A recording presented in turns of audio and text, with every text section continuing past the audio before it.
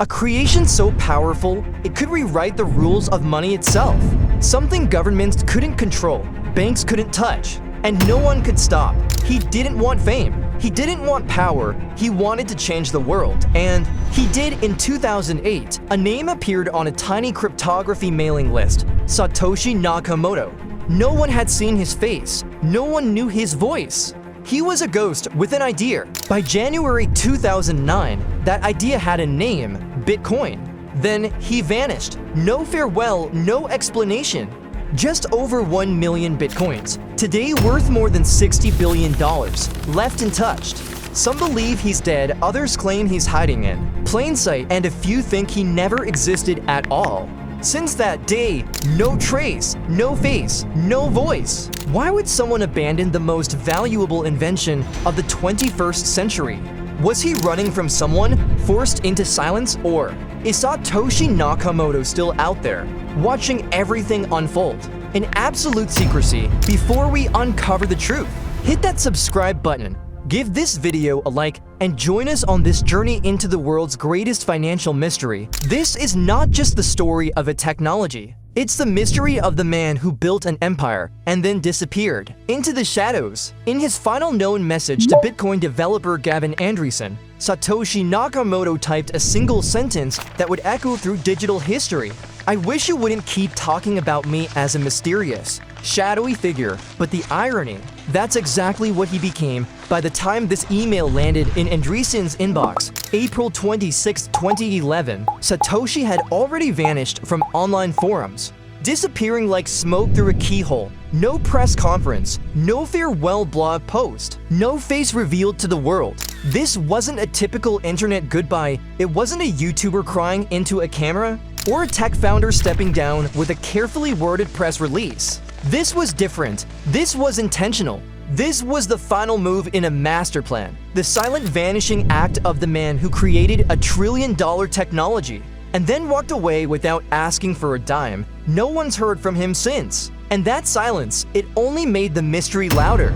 From 2007 to 2010, Satoshi Nakamoto had been relentlessly developing Bitcoin, not just writing code, but crafting the blueprint of what would become a financial revolution.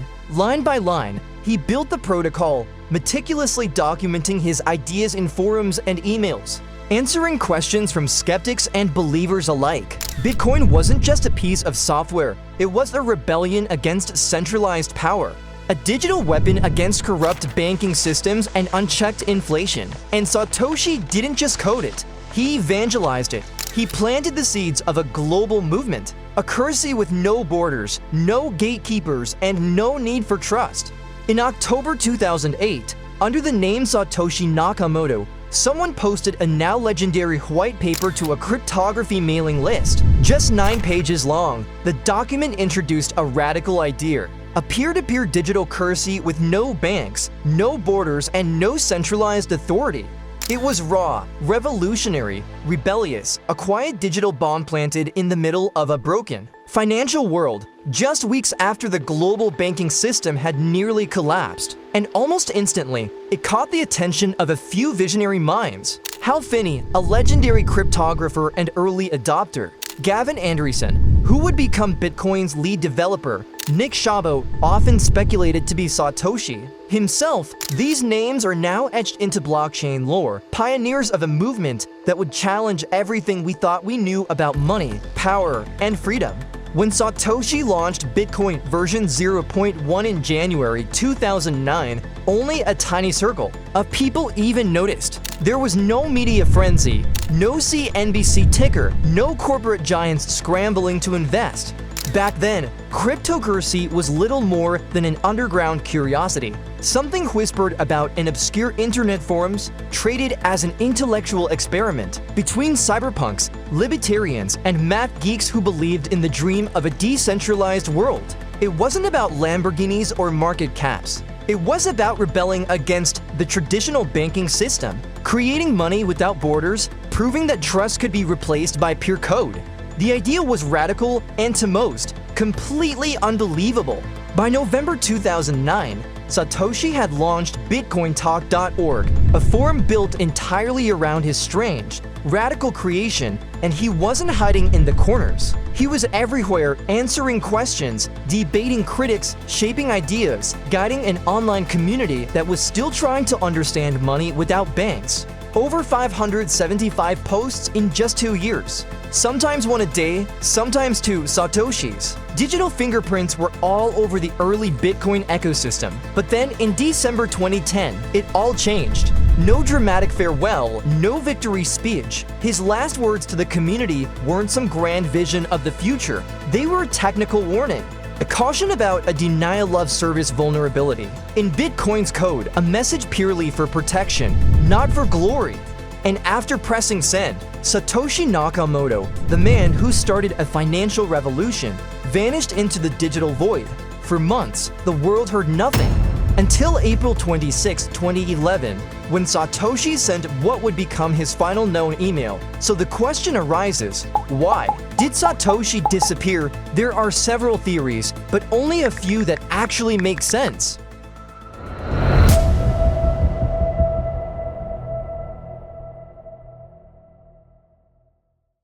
The whole point of Bitcoin was to remove central authorities, to give people financial freedom without banks or governments. And ironically, Satoshi himself, by simply existing, was the central figure everyone looked to. His presence was a paradox. His continued involvement could have turned Bitcoin into a personality cult, the opposite of what he wanted. So maybe he walked away on purpose, to give Bitcoin back to the community. Not many people would give up the chance to be a trillionaire to protect an idea, but Satoshi might have been one of the few.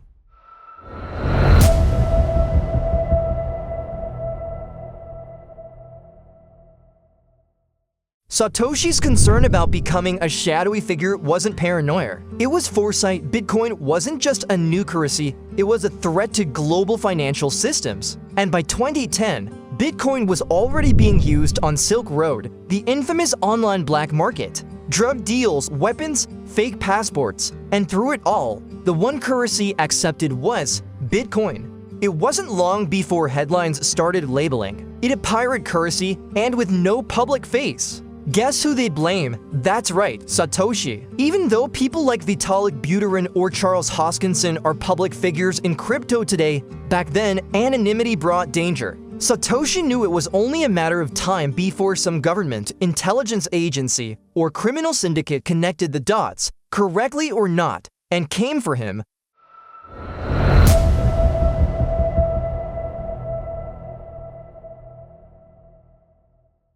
Think about it, the Bitcoin community was full of elite programmers, cyberpunks, hackers, obsessed with tracing the origin of this mysterious genius. It was only a matter of time before someone pieced together the digital breadcrumbs he left behind.